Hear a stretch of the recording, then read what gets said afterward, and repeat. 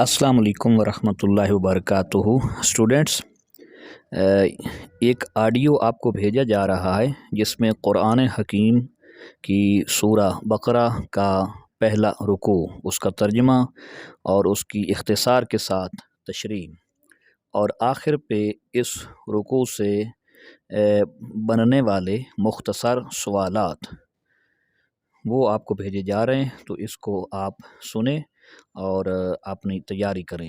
اعوذ باللہ السمیع العلیم من الشیطان الرجیم، بسم اللہ الرحمن الرحیم۔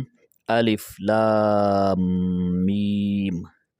الف لام میم جو ہے اس کا کوئی ترجمہ نہیں ہے، یہ حروف مقطعات کہلاتے ہیں۔ مقطعات یعنی جو لکھے تو یکجا جاتے ہیں، ملا کے لکھے جاتے ہیں، لیکن ان کو پڑھا الگ الگ جاتا ہے۔ قطع کر کے پڑھے جانے کی وجہ سے انہیں مقطعات کہتے ہیں، اور یہ اللہ اور اس کے رسول صلی اللہ علیہ وآلہ وسلم کے درمیان راز ہیں۔ سر بین اللہ و رسولہ، اللہ رب العالمین ان کا علم اپنے نبی علیہ الصلاۃ والتسلیم کو عطا فرمایا، اور یہ ٹوٹل جو ہیں حروف مقطعات یہ 14 ہے، اور 29 صورتوں کے آغاز میں، ابتدا میں آئے ہیں۔ ذالک الکتاب لا ریب فیہ ھدی للمتقین۔ ذالک الکتاب، یہ وہ ذی شان کتاب ہے، لا ریب، جس میں ذرا بھی شک نہیں، یا جس میں کوئی شک نہیں، فیہ، اس میں، جس میں کوئی شک نہیں ہے، ھدی للمتقین، متقین کے لیے ہدایت ہے۔ تو یہ اس کتاب سے مراد قرآن حکیم ہے، دا گلوریس بک۔ یہ ذی شان، عالی شان کتاب ہے، بلند مرتبے والی کتاب ہے، اور اس میں کسی قسم کا شک جو ہے وہ نہیں ہے۔ اللہ رب العالمین کا یہ کلام بالکل واضح ہے، مدلل ہے، مفصل ہے، اور اس کے اندر کسی قسم کا کوئی شک کرنے کی گنجائش ہی نہیں ہے۔ یہ ایسے ہے جیسے سورج چمک رہا ہو، لیکن ایک بلائنڈ کو روشنی سورج کے چمکنے کے دوران یا سورج کی چمک میں بھی اسے روشنی نظر نہیں آتی، یا کوئی چیز نظر نہیں آتی، تو اس کا یہ مطلب نہیں ہوتا کہ سورج ہے نہیں یا سورج چمکدار نہیں ہے۔ تو یہ اللہ کا جو کلام ہے، یہ اس میں کوئی شک نہیں۔ اگر کسی کو اس کی عظمت نظر نہ آئے، یا کسی کو اس کو بلند مرتبہ ہونا نظر نہ آئے، تو اس کی اپنی قسمت اور نصیب کی بات ہے۔ پرہیزگاروں کے لیے ہدایت ہے۔ پرہیزگار، متقی کی جمع متقین، یعنی جو گناہوں سے بچیں اور اللہ کے احکام کی پیروی کریں۔ جس سے ضرر کا اندیشہ ہو، جس سے نقصان کا اندیشہ ہو، تو اس سے جو بچ جائے وہ کیا ہے؟ وہ متقی ہے، اور وہ ہر گناہ سے اپنے آپ کو بچاتا ہے۔ اللہ رب العالمین اس کی حفاظت فرماتا ہے، اور وہ اللہ رب العالمین کے احکامات کی پیروی کرتا ہے۔ الذین یؤمنون بالغیب ویقیمون الصلاۃ ومما رزقناہم ینفقون۔ الذین یؤمنون، وہ لوگ جو ایمان لائے، بالغیب، غیب پر، ویقیمون، اور قائم کرتے ہیں، الصلاۃ، نماز، ومما، اور اس میں سے جو، رزقناہم، ہم نے انہیں بطور رزق دیا، ینفقون، اس میں سے خرچ کرتے ہیں۔ الذین یؤمنون بالغیب، یہاں سے متقین کی صفات، خوبیاں اور ان کی علامتیں اور نشانیاں بیان کی جا رہی ہیں۔ متقین یعنی پرہیزگار۔ اب کوئی بھی شخص کہتا ہے کہ میں متقی ہوں، پرہیزگار ہوں، تقوی والا ہوں، تو لیکن آئیے قرآن کی روشنی میں ہم دیکھتے ہیں کہ متقی کون ہوتا ہے۔ تو متقی کی پہلی صفت، یہاں کبھی ایسا بھی ہوتا ہے کہ متقین سے مراد مومنین، تو مومنین کی صفات بیان کریں سورۃ بقرہ کی روشنی میں، یا پرہیزگاروں کی، یہ سوال کا سینس سمجھنے کی ضرورت ہوتی ہے۔ تو یہ متقین، یہ پرہیزگار، یہ اللہ کا ڈر اور تقوی رکھنے والے جو لوگ ہیں، ان کی صفات میں سے پہلی صفت جو ہے وہ ایمان بالغیب ہے۔ اب یہ غیب کیا ہے؟ ما غاب عن الحواس، جو حواس خمسہ میں نہ آ سکے، جس چیز کا علم، جس حقیقت کا علم حواس خمسہ سے حاصل نہ کیا جا سکے۔ یہ 5 حصے ہوتی ہیں نا، دیکھنا، سننا، سونگھنا، چکھنا، چھونا، یہ جو 5 حصے ہیں، تو ان کے ذریعے جس حقیقت کو کوئی انسان نہ پا سکے تو اسے غیب کہتے ہیں، چھپی چیز۔ اس کی مثال جیسے ذات باری تعالی، جنت، دوزخ، فرشتے وغیرہ۔ تو غیب پر ایمان لانے سے مراد یہ ہے کہ ان سین چیزوں پر یقین کرنا۔ تو متقین کی یہ پہلی صفت ہے۔ وَيُقِيمُونَ الصَّلَاةَ، اور اقامت صلاح دوسری صفت ہے، اقامت صلاح یعنی نماز کا قائم کرنا۔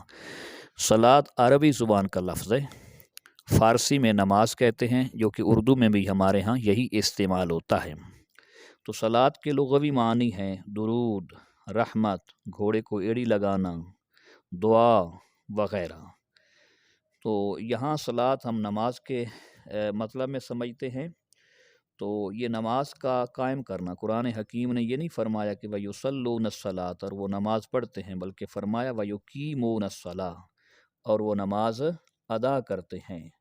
تو یہ اسٹیبلش پریئر جو ہے، یعنی نماز کو قائم کرنا، اس سے کیا مراد ہے؟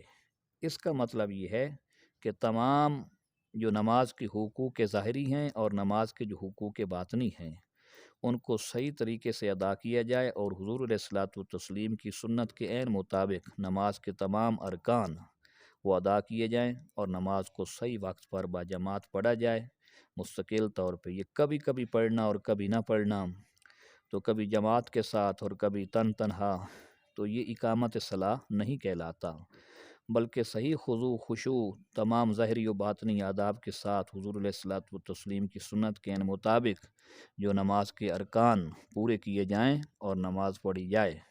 تو اس کیفیت میں جب ڈوب کر نماز پڑھی جاتی ہے تو پھر کہا جاتا ہے کہ نماز کا قائم کرنا۔ تیسری صفت ہے کہ ہمارے دیے ہوئے رزق میں سے خرچ کرتے ہیں۔ اسے اصطلاح میں انفاق فی سبیل اللہ کہا جاتا ہے، اللہ کی راہ میں خرچ کرنا۔ اختصار کے ساتھ میں یہاں 2-3 باتیں عرض کروں۔ ایک تو یہ کہ ہمارے دیے ہوئے رزق میں سے وہ خرچ کرتے ہیں۔ نمبر 1، یہ جو پروویژن ہے، یہ جو رزق ہے، ہر وہ چیز جو اللہ کی عطا ہو، چاہے وہ علم ہو، روٹی ہو، مکان ہو، خوراک ہو، لقمہ ہو، وہ رزق کہلاتا ہے۔ اللہ کی ہر عطا کو رزق کہا جاتا ہے، اور ہماری ذاتی کوئی چیز نہیں۔ تمام دین، تمام عطائیں جو ہیں وہ اللہ رب العالمین کی ہیں۔ دوسری اس میں بات یہ ہے کہ اللہ نے کل رزق کے خرچ کرنے کا حکم نہیں دیا، بلکہ ہمارے دیے ہوئے میں سے، یعنی اس کا کچھ حصہ خرچ کرتے ہیں، تو پھر بھی وہ متقین میں شامل ہو جاتے ہیں۔ تو رزق تو اللہ کا دیا ہوا ہے، اسی کی حکم سے پھر خرچ کرنا ہے۔ ہمارا ذاتی تو کچھ ہے نہیں، تو جب اسی نے دیا ہے تو اسی کا دیا ہوا رزق خرچ کرنا ہے۔ اگر وہ حکم دے دیتا کہ میں جو دوں سارے کا سارا خرچ کرو تو متقین کی فہرست میں تمہارا شمار ہوگا، اگر اللہ یہ حکم دے دیتا، رازق اگر یہ حکم دے دیتا، تو ہم میں سے کون ہے، مخلوق میں سے کون ہے جو اللہ کے حکم کا مقابلہ کرتا یا معاذ اللہ رد کرنے کا اعلان کرتا؟ تو اس کی یہ بھی مہربانی ہے کہ اس نے کل دیے ہوئے رزق میں سے کل کا کل خرچ کرنے کا حکم نہیں دیا، بلکہ اس نے بعض رزق کے خرچ کرنے کا حکم دیا ہے، اور پھر بھی یہ مجدہ اور نوید سنا دی ہے کہ تم متقین میں شامل ہو جاؤ گے۔ والذین یؤمنون بما انزل الیک وما انزل من قبلک وبالآخرۃ ہم یوقنون۔ والذین یؤمنون، اور وہ لوگ جو ایمان لاتے ہیں، بما انزل الیک، اس پر جو آپ کی طرف نازل کیا گیا، وما انزل من قبلک، اور اس پر جو آپ سے قبل نازل کیا گیا، وبالآخرۃ ہم یوقنون، اور آخرت پر یقین رکھتے ہیں۔ تو یہاں پہ پہلی ایک صفت تھی ایمان بالغیب، دوسری صفت متقین کی اقامت صلاح، تیسری صفت انفاق فی سبیل اللہ، اور چوتھی صفت ہے کہ کلام اللہ پر ایمان لانا۔ جو آپ پر نازل کیا گیا اس پر ایمان رکھتے ہیں، تو آپ سے مراد یہاں حضور علیہ الصلوۃ والتسلیم کی ذات ہے، اور جو آپ پر نازل کیا گیا اس سے مراد قرآن حکیم ہے اور شریعت ہے، شریعت اسلامیہ اور قرآن حکیم پر ایمان لاتے ہیں۔ تو مومن ہونے کی شرط یہ ہے کہ وہ رسول اللہ صلی اللہ علیہ وآلہ وسلم کی شریعت اور آپ کی کتاب قرآن حکیم پر مکمل ایمان رکھتا ہو۔ اور یہ جو کلام اللہ ہے اس کے زمانی اعتبار سے اس کی یوں سمجھ لیں کہ دو صورتیں ہیں، ایک ہے نبی علیہ الصلوۃ والتسلیم سے قبل، اور ایک ہے آپ صلی اللہ علیہ وآلہ وسلم کی ذات بابرکات پر جو نزول ہوا۔ تو آپ سے قبل جتنی شرائع ہیں اور جتنا کلام ہے، تورات، زبور، انجیل، حضرت ابراہیم علیہ السلام اور حضرت موسیٰ علیہ السلام کے صحیفے یعنی بکلیٹس، ان پر بھی ایمان رکھتے ہیں، اور حضور علیہ الصلوۃ والتسلیم کی ذات بابرکات پر نازل ہونے والے قرآن پر بھی ایمان رکھتے ہیں۔ تو آپ سے قبل پر بھی ایمان لانا ضروری ہے، یعنی اپنے دور کی وہ کتابیں تھیں، قابل عمل تھیں، اور جس نبی کو اور رسول کو اللہ رب العالمین نے جس قوم کے لیے، جس دور میں، جس خطے کے لیے بھیجا، وہ اللہ کا نبی اور رسول تھا، لیکن آخری نبی خاتم النبیین صلی اللہ علیہ وآلہ وسلم، وہ آقا کریم صلی اللہ علیہ وآلہ وسلم کی ذات اقدس ہے۔ یہ جو آیت ہے، یہ آیت ختم نبوت کی دلیل ہے، یعنی حضور آخری نبی ہیں۔ وہ کیسے؟ اسٹوڈنٹس، وہ اس لیے کہ اللہ نے فرمایا جو آپ پر نازل کیا گیا اس پر ایمان رکھتے ہیں کون؟ متقی، ٹھیک ہے۔ اور پھر فرمایا جو آپ سے قبل نازل کیا گیا اس پر بھی ایمان رکھتے ہیں۔ تو زمانے کے اعتبار سے یہ حکم دے دیا گیا، یہ فرما دیا گیا، بتلا دیا گیا کہ آپ پر اور آپ سے پہلے جو نازل ہوا اس پر ایمان رکھتے ہیں۔ اگر آپ کے بعد کوئی نبی ہوتا اور آپ کے بعد کوئی شریعت ہوتی، آپ کی شریعت کے بعد، اور آپ کی کتاب قرآن حکیم کے بعد اگر کسی کتاب کا نزول ہونا ہوتا، تو اللہ رب العالمین یہاں تیسرا زمانہ بھی بیان کر دیتا، یہ بھی فرما دیتا کہ جو آپ کے بعد نازل ہوگا اس پر بھی ایمان رکھتے ہیں، لیکن نہیں فرمایا۔ نہیں فرمایا اٹ مینس کہ آپ آخری نبی ہیں۔ یہ کیسے ہو سکتا ہے کہ آپ کے بعد کوئی نبی آنا ہو، کوئی شریعت آنی ہو، کوئی کتاب آنی ہو، کوئی صحیفہ آنا ہو، تو اللہ رب العالمین اس کا ذکر ہی نہ کرے، بیان نہ کرے؟ تو اس طرح تو ایمان پورا ہی نہیں ہوتا۔ تو اگر ایسی کوئی مطلب بعد میں شریعت آنی ہوتی یا کتاب آنی ہوتی، تو یہ آیت اس کا یہ حصہ یہ واضح کر رہا ہے، بالکل اعلان کر رہا ہے کہ حضور علیہ الصلوۃ والتسلیم آخری نبی ہیں، ورنہ اللہ فرما دیتا کہ جو آپ کے بعد آئے گا اس پر بھی ایمان رکھتے ہیں۔ تو وہ نہیں فرمایا، تو اس کا مطلب ہے کہ آپ کے بعد کوئی نبی اور شریعت نہیں ہے، اور حضور علیہ الصلوۃ والتسلیم آخری نبی ہیں۔ جیسا کہ اللہ رب العالمین نے فرمایا ما کان محمد ابا احد من رجالکم ولکن رسول اللہ وخاتم النبیین وکان اللہ بکل شیء علیما۔ یہ آیت ختم نبوت ہے، تو اس کی تشریح میں وہ آیت بھی ہم یہاں پہ تلاوت کر سکتے ہیں، لکھ سکتے ہیں۔ پانچویں اور آخری صفت جو سورۃ بقرہ کی روشنی میں جو مومنین کی، متقین کی ہے، ان کے جو اوصاف ہیں، وہ وصف، وہ صفت وبالآخرۃ، اور آخرت پر، ہم وہ یوقنون، وہ یقین رکھتے ہیں۔ بعض اسٹوڈنٹس یہاں ترجمہ کرنے میں غلطی کرتے ہیں، وہ کہتے ہیں کہ اور آخرت پر ایمان رکھتے ہیں۔ تو اسٹوڈنٹس یہاں پہ دیکھیں، یؤمنون کا کلمہ نہیں ہے بلکہ یوقنون کا کلمہ ہے، یعنی ایقان، یقین، اور وہ آخرت پر یقین رکھتے ہیں۔ آخرت پر یقین رکھنے کا مطلب یہ ہے کہ یہ علمی اعتبار سے ایک تو پختگی ہو، عقیدہ ہو کہ یہ مرنے کے بعد جی اٹھنا ہے، اور پھر اتنا پختہ علم اور عقیدہ ہو کہ عقل اور دل اور ارادے کو یہ گھیر لے، اور انسان اس کے خلاف نہ سوچے اور نہ کچھ کرے، اور یوں اپنے آپ کو محسوس کرے کہ میں میدان حشر میں پیش ہوں اور مجھ سے میرا احتساب ہو رہا ہے، مجھ سے میرے اعمال کی باز پرس ہو رہی ہے۔ تو اس کی زندگی جو ہے وہ اللہ کے دین اور نبی علیہ الصلوۃ والتسلیم کی شریعت مقدسہ کاملہ کے عین مطابق گزرے۔ تو یہ ہے یقین بالآخرہ۔ اب یہ جو 5 جن کے اندر صفات ہیں یہ متقین ہیں۔ تو اب قرآن کی روشنی میں روئے عالم پہ جس نے اپنے آپ کو چیک کرنا ہو کہ میں کیا ہوں، تو ان 4 سورۃ بقرہ کی ان 4 آیات بینات کی روشنی میں اپنے آپ کو چیک کرے گا۔ یہ 4 آیات ہیں اور 5 صفات ہیں۔ اگر تو کسی انسان کے اندر یہ 5 چیزیں ہیں تو بلا شبہ مومن ہے، اور اگر ان میں سے کوئی ایک بھی مس ہے، اس کا ایمان ایقان نہیں اس پہ، تو پھر جو ہے نا وہ ایسی چیز نہیں ہوگی۔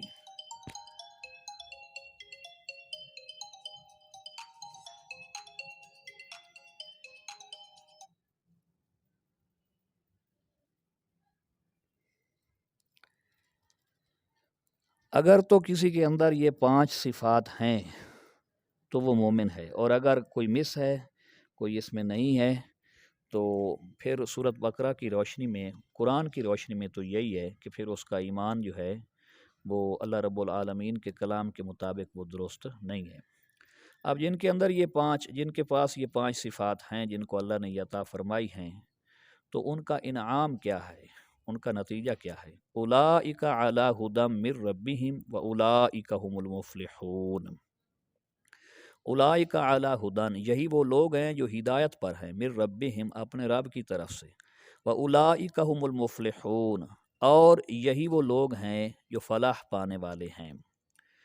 تو سورۃ بقرہ کی روشنی میں یا قرآن کی روشنی میں کامیاب لوگ کون ہیں؟ تو جواب یہ ہے کہ جن کی یہ 5 صفات ہیں وہ اللہ کی طرف سے راہ ہدایت پر ہیں اور وہی کامیاب ہیں۔ تو ہدایت یافتہ کون ہے؟ کیسے پتہ چلے گا کہ کوئی اللہ کی راہ پہ ہے، اللہ کے راستے پہ ہے؟ تو یہ سورۃ بقرہ کے اندر جو یہ بیان کی گئی ہیں صفات، اپنے آپ میں ان کو چیک کرے گا۔ اور یہ جو لفظ فلاح ہے، جس کا فاعل ہے المفلح اور اس کی جمع ہے المفلحون، فلاح دارین کے اندر کامیابی پانے کے لیے لفظ بولا جاتا ہے۔ دارین میں کامیابی حاصل کرنے والے شخص کو المفلح کہتے ہیں، اس جہان میں بھی اور اس جہان میں بھی۔ تو دنیا اور آخرت کی ساری سعادتیں اور برکتیں جو ہیں وہ ساری ایسے شخص کے لیے ہیں جس کو اللہ رب العالمین نے ان 5 صفات سے نوازا ہے۔ قرآن حکیم کے سورۃ بقرہ کے پہلے رکوع میں جو پہلی 5 آیات ہیں وہ متقین کے بارے میں ہیں۔ پھر ایک اور جماعت کا، ایک زمرے کا بیان کیا جا رہا ہے، قرآن حکیم ان کا تذکرہ کرتا ہے، تو وہ کفار ہیں۔ اور کفار کے بعد پھر اگلے رکوع کے اندر، اس رکوع میں مومنین اور اس کے بعد کفار کا تذکرہ ہے، اور پھر اگلے رکوع میں منافقین کا تذکرہ ہے۔ تو یہ 2 آیات جو ہیں اگلی، یہ کفار کے بارے میں ہیں۔ ان الذین کفروا، بے شک وہ لوگ جنہوں نے کفر کیا، سواء علیہم، ان کے لیے برابر ہے، یکساں ہے، ایک جیسا ہے، انذرتہم، چاہے آپ انہیں ڈرائیں، ام لم تنذرہم، یا نہ ڈرائیں، لا یؤمنون، وہ ایمان نہیں لائیں گے۔ یہاں کفار کی بات کی جا رہی ہے۔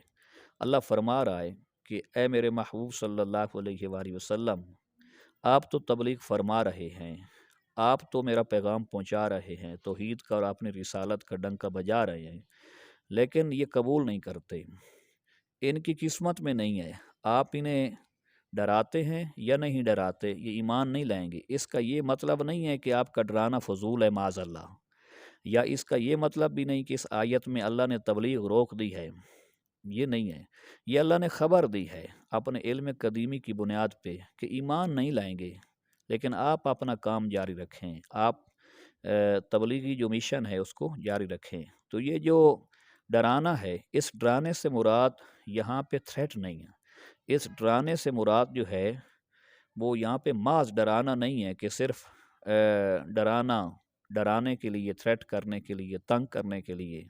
یہ جو انذار ہوتا ہے نا، اس کا مطلب ہوتا ہے ایسا ڈرانا جس کے نتیجے میں کوئی خوشخبری ہو، یعنی جہنم کی آگ سے ڈرانا تاکہ جہنم کی آگ سے لوگ بچ جائیں اور جہنم کی ابدی نعمتوں کے مالک بن جائیں، وارث بن جائیں۔ تو اللہ نے یہ ان کی خبر دی ہے کہ وہ اتنے پکے ہو چکے ہیں، ایک یعنی کفار کی ایک جماعت اتنی پکی ہو چکی ہے کہ انہوں نے ڈیسائیڈ کر لیا ہے، طے کر رکھا ہے کہ ایمان نہیں لائیں گے، آپ انہیں ڈرائیں یا نہ ڈرائیں۔ مگر میں پھر عرض کر دوں، یا نہ تو تبلیغ کی ممانعت ہے، نہ ڈرانے کی ممانعت ہے، اور نہ ہی کوئی ایسا یعنی کہ اللہ رب العالمین کا کوئی ایسا پروگرام ہے۔ خاتم اللہ علی قلوبہم وعلی سمعہم وعلی ابصارہم غشاوۃ ولہم عذاب عظیم۔ خاتم اللہ علی قلوبہم، اللہ نے ان کے دلوں پر مہر لگا دی، خاتم مہر لگا دی، بند کر دیا، علی قلوبہم ان کے دلوں پر، قلب ان کی جمع قلوب، وعلی سمعہم اور ان کے کانوں پر بھی مہر لگا دی، وعلی ابصارہم اور ان کی آنکھوں پر غشاوۃ پردہ ہے، وَلَهُمْ عَذَابٌ عظیم اور ان کے لیے بہت بڑا عذاب ہے۔ دلوں پر مہر لگانے کا مطلب یہ ہے کہ انہوں نے چونکہ طے کر رکھا ہے اور اللہ جانتا ہے کہ انہوں نے کبھی بھی ایمان نہیں لانا، تو ان کے دل چونکہ ہدایت کو قبول نہیں کر رہے اور ہدایت کی بات جو ہے وہ ان کے دلوں میں جا نہیں رہی، تو ان کے دلوں میں ہدایت کا نہ جانا اور ان کے دلوں کا ہدایت کو تسلیم نہ کرنا، راہ ہدایت کو تسلیم نہ کرنا، تو اس سے یہ کہا گیا ہے کہ اللہ نے ان کے دلوں پر مہر لگا دی۔